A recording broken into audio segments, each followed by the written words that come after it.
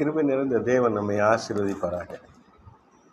இந்த நாளில் கூட ஒரு வார்த்தையை நாம் எடுத்து பார்ப்போம். 2 கொரிந்தியர் 5ஆம் அதிகாரத்தில் 20ஆம் வசனத்தில், தேவனானவர் எங்களை கொண்டு புத்தி சொல்லுகிறது போல நாங்கள் கிறிஸ்துவுக்காக ஸ்தானாதிபதிகளாக இருந்து தேவனோட ஒப்புரவாகுங்கள் என்று கிறிஸ்துவ நிமித்தம் உங்களை வேண்டிக் கொள்கிறோம். நீங்கள் யாரோட ஒப்புரவாக இருக்கணும், யாரோட இணங்கி இருக்கணும், யாரோட நெருங்கி இருக்கணும், யாரை நீங்கள் புரிஞ்சிக்கணும். நீங்கள் உலகத்தில் பாவம் செய்கிறவங்களோட நீங்கள் அனுசரித்து போகிறதில்ல, பாவம் செய்கிறவங்களோட ஒப்புரவாகி போகிறதில்ல, தீமை செய்கிறவங்களோட இருக்கிறதில்ல, அநியாயம் செய்கிறவங்களோட இருக்கிறதில்ல. எல்லாவற்றையும் படைத்து ஆளுகிற சிருஷ்டி கர்த்தரோடு நீங்கள் ஒப்புரவாகுவதற்கு தான் இயேசு கிறிஸ்து மனுஷனாக பூமிக்கு வந்தார். அவர் சிந்திய அந்த பரிசுத்த தூய திரு ரத்தமானது உங்களை தேவனோடு ஒப்புரவாக்குகிறது. இயேசு கிறிஸ்துக்குள்ளே ஒருத்தன் வந்துட்டான், அவன் புது சிருஷ்டி ஆகிறான். இயேசுவை விசுவாசித்து கிறிஸ்துக்குள் வருகிற பொழுது ஒன்று கிறிஸ்துக்குள் இருந்தால் புது சிருஷ்டியாக இருக்கான். பழசெல்லாம் ஒழிஞ்சிடுச்சு, எல்லாம் புதுசாகிடுச்சு. இப்போ பழைய பாவம், பழைய சுவாபம், பாவத்தை விட்டுறணும், சுவாபத்தையும் மாற்றிக்கணும். கிறிஸ்துவுக்கு ஏற்ற சுவாபத்துக்குள்ளார வந்துடணும். அதுக்கு தொடர்ந்து வேதத்தை வாசிக்கணும். இந்த வேதத்தை நிறைய வாசித்து தியானிக்கும் பொழுது தான் கிறிஸ்துவின் சுவாபம் நமக்குள்ளார வெளிப்படும்.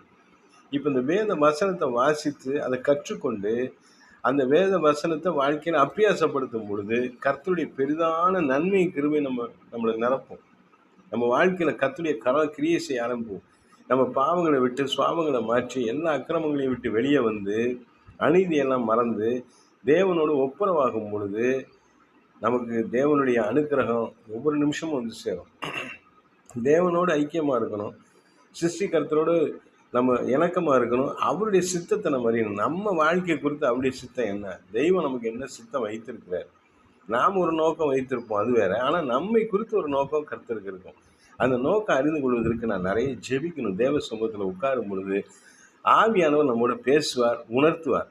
அதை அறிந்து நம்ம நடக்கும் பொழுது நமக்கு எல்லாம் நன்மைகளாகும். கர்த்தர் உங்களோடு பேசுகிறார், புதிய நன்மைகளினாலே உங்களை நிரப்புவார். ஒருவன் கிறிஸ்துவுக்குள் இருந்தால் புது சிருஷ்டியாக இருக்கிறான். மாத்திரமல்ல, புதிய நன்மைகளையும் கர்த்தருடைய கரத்தில் பெற்றுக் கொள்கிறான்.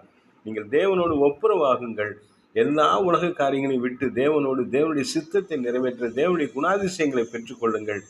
புதிய நன்மைகளினாலே இந்த நாளிலே கர்த்தர் உங்களை நிரப்பப் போகிறார். கர்த்தருடைய நாமத்துக்கே மகிமை. ஆமென். அல்லேலூயா.